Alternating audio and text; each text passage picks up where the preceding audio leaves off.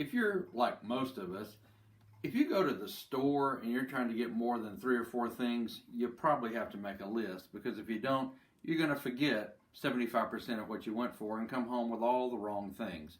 In the book of James, chapter 1, and verses 21 through 25, we're reminded here to be doers of the word and not hearers only, and not to forget the things that we've heard, so that we can be an effective doer of the word. And then there's a wonderful illustration that he uses here to drive this point home to us. Listen to the text again, beginning at verse 22 of James chapter 1. But be doers of the word and not hearers only, deceiving yourselves. For if anyone is a hearer of the word and not a doer, he is like a man observing his natural face in a mirror.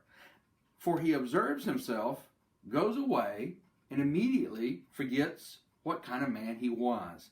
But he who looks into the perfect law of liberty and continues in it, and is not a forgetful hearer, but a doer of the work, this man shall be blessed. You see, we all have these opportunities to see ourselves, to look into a mirror. So this makes a very good illustration.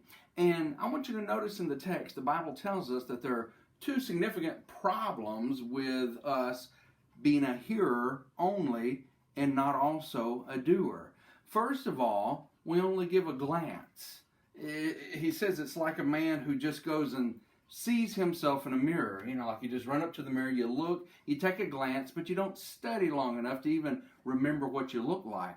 And that's an illustration of looking at the Word. We just give it a glance. We don't look at it long enough, study it long enough, meditate on it long enough to really remember what it says. We just almost are careless about it. And then secondly, I want you to notice that we forget what it says. And we forget what it says because we only give it a passing glance. We haven't studied it long enough to even remember what it says.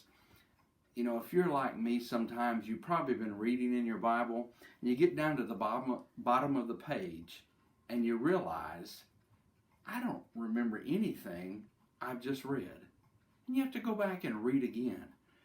That's what the Bible in this passage is encouraging us to do. Read again, study again, continue therein, and you'll be blessed when you do.